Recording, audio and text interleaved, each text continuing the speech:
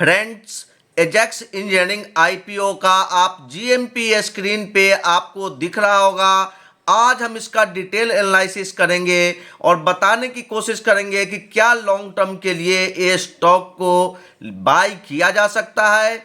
IPO में जो हम पैसा लगा रहे हैं क्या लॉन्ग टर्म के लिए बेहतर रहेगा या केवल लिस्टिंग गेन लेकर के निकलना है। तो लिस्टिंग गेन वाले लोगों को मैं बता देता हूं कि इसका जो मैक्सिमम जीएमपी गया है वो 60 रुपीज के आसपास का गया है और जो अभी करेंट जीएमपी चल रहा है वो 50 रुपीज चल रहा है। तो लिस्टिंग गेन तो जरूर आपको इसमें मिल जाएगा। कितना लिस्टिंग गेन मिलेगा? तो 8 से 10% का आपको लिस्टिंग गेन इसमें मिल सकता है। पैसा जो लोग लॉन्ग टर्म के लिए लगाना चाहते हैं उनको पूरा डिटेल एनालिसिस देखना जरूरी है, तभी उनको पता चलेगा कंपनी क्या करती है और कंपनी जो है पैसा ले रही है आपसे उस पैसे का करेगी क्या। तो आइए हम चलते हैं पूरा डिटेल एनालिसिस पे और देखने की कोशिश करते हैं कि ये कंपनी है कैसी, कितना इनका वर्क एक्सपीरियंस है, क्या ओनली इंडिया में काम करती है या दूसरे कंट्री में भी इनका काम काज चल रहा है। कंपनी का नाम है एजेक्स इंजीनियरिंग आईपीओ लेकर के आई है और इनका जो जीएमपी है मैंने ऑलरेडी आपको बता दिया कि करंट जीएमपी 50 रुपए ऊपर है, मींस 629 का आपका हायर प्राइस बैंड है। तो आपकी जो लिस्टिंग होगी वो 680 से 690 के बीच में होगी। एक करेंट जीएमपी है उसके हिसाब से अभी मैं बता रहा हूं। आपको जो लिस्टिंग गेन मिलेगा 8 से 10% का मिलेगा। तो चलिए देखते हैं। अभी प्री ओपन सेशन स्टार्ट है। अगर आपको थोड़ा सा और कंफर्मेशन चाहिए तो आप वेट कर सकते हैं, अदरवाइज आप प्री ओपन सेशन में भी पैसे लगा सकते हैं। यहाँ पे आपको दिख रहा होगा प्री ओपन का ऑप्शन अभी दिख रहा है स्टेटस में। चलिए आईपीओ का डिटेल एनालिसिस देखते हैं। ओपनिंग डेट मंडे को ओपन होगा 10 तारीख को, मात्र 3 दिन ओपन रहेगा। 12 फरवरी को इसकी क्लोजिंग हो जाएगी। आईपीओ का जो प्राइस बैंड रखा गया है, प्राइस रेंज रखा गया है वो 599 टू 629 है। आपको 629 या कट ऑफ प्राइस पे ही लगाना पड़ेगा आईपीओ अगर आप चाहते हैं कि आपको अलॉटमेंट मिले तो। लिस्टिंग बीएसई और एनएसई दोनों पे होगी। लिस्टिंग का जो डेट रखा गया है वो 17 फरवरी 2025 का रखा गया है। चलिए, तो बिडिंग डेट हो गया, फाइनलाइजेशन हो गया। अलॉटमेंट का जो फाइनलाइजेशन होगा वो 13 फरवरी को होगा।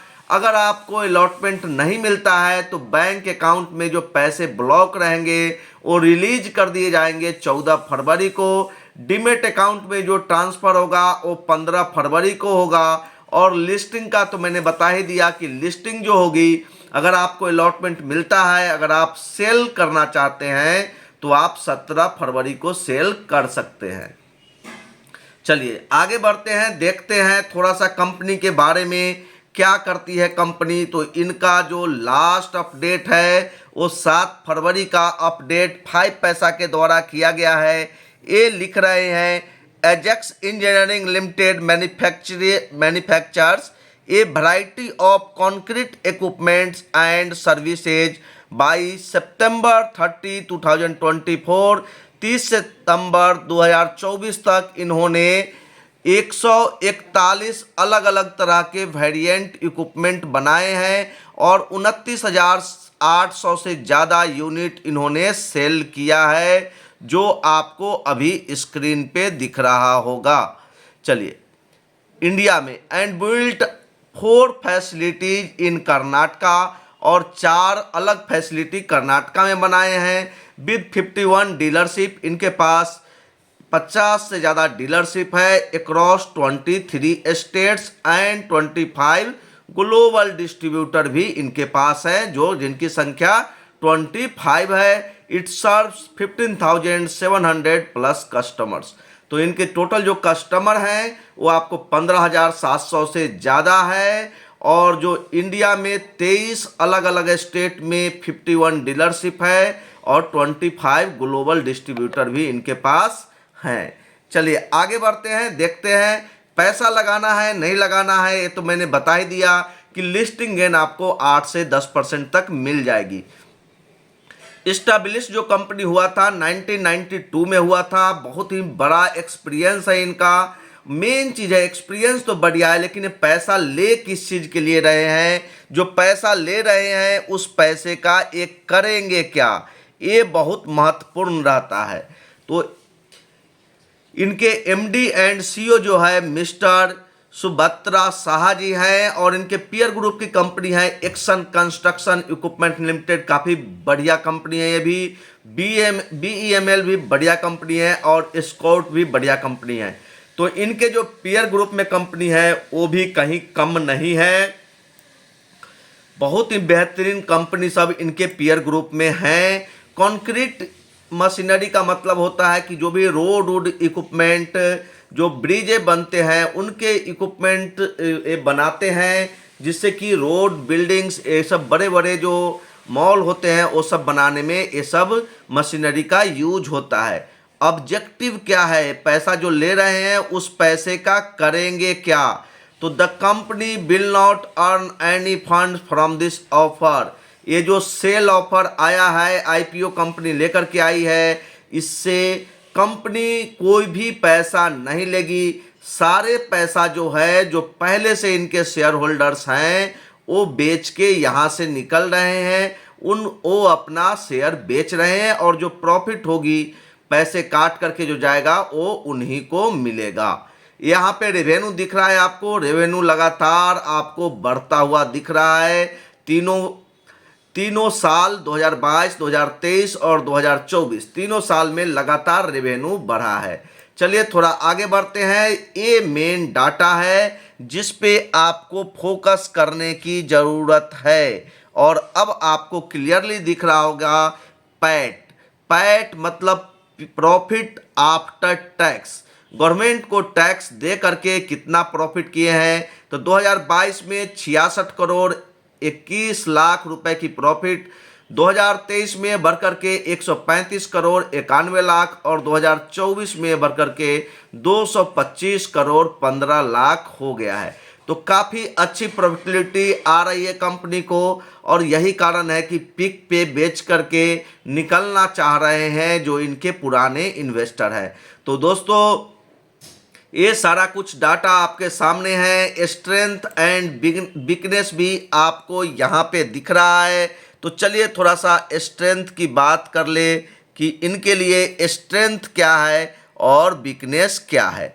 तो चलिए पहला स्ट्रेंथ पॉइंट बताते हैं, market leader in the fast growing self loading concrete mixture SLCM segment. तो ये जो कंक्रीट मिक्सचर जो बनाती है कंपनी, आप देखे होंगे मैंने थंबनेल में भी लगाया है, बड़े से कंक्रीट का मशीनरी मिक्सचर मशीन जो होता है वो मैंने लगाया है। तो ये इस सेगमेंट में टॉप लीडर हैं, काफ़ी अच्छे से ग्रो कर रहे हैं। दूसरा बता रहा है comprehensive product range covering the entire concrete application value chain. तीसरा बता रहे हैं strong in house design development and engineering capabilities. चौथा है large dealership network with extensive distribution and service reach. Risk क्या है आइए देखते हैं, high dependency on the Indian market for revenue. ये जितना भी बिजनेस कर रहे हैं मैक्सिमम जो है वो इंडिया पे ही डिपेंडेंट है, अदर कंट्री में इनका बिजनेस का एक्सपेंड उतना नहीं हो पाया है। लिमिटेड ग्लोबल प्रेजेंस, जो ये बता रहे हैं कि इनका जो ग्लोबल प्रेजेंस है वो बहुत कम है, और यहाँ पे आप लोगों ने देखा भी था जब मैंने डिस्कस किया था 25 ग्लोबल डिस्ट्रीब्यूटर है इनके पास ओनली। तो इंडिया पे ज़्यादा इनकी डिपेंडेंसी है, ठीक है। Capital intensive business with high manufacturing and R&D cost, तो रिसर्च एंड डेवलपमेंट पे भी बहुत ज़्यादा खर्चे करने की ज़रूरत पड़ती है। अब आते हैं कि क्या इस IPO में लॉन्ग टर्म के लिए पैसा लगाना चाहिए। जी नहीं, करेंट GMP जो है वो 50 रुपये का चल रहा है, तो लिस्टिंग गेन आपको मिल जाएगा पर शेयर जो है वो आपको 50 रुपये का फायदा होगा।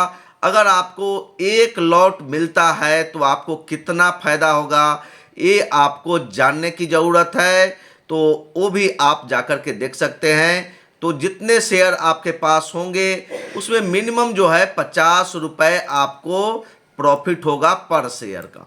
तो इस अगर केवल लिस्टिंग गेन के लिए लगाना चाहते हैं जरूर लगाएं, लॉन्ग टर्म के लिए लगाना चाहते हैं कंपनी अच्छी है, लेकिन लिस्टिंग के बाद प्राइस को गिरने दीजिए। जब प्राइस गिरेगा तब आप जाकर के इसमें बाइंग कीजिएगा लॉन्ग टर्म के लिए। लिस्टिंग गेन के लिए अभी बाइंग किया जा सकता है। ज़्यादा कन्फर्मेशन चाहिए तो 1-2 दिन वेट कर लीजिएगा, पता चल जाएगा। लास्ट दिन 12 फरवरी को आप 1 बजे के बाद पैसा डालिएगा तो आपको कंफर्म हो जाएगा कि सब्सक्रिप्शन कितना हुआ है। कैसा लगा दोस्तों ये IPO का रिव्यू, प्लीज़ ज़रूर कमेंट बॉक्स में बताइएगा। Thank you.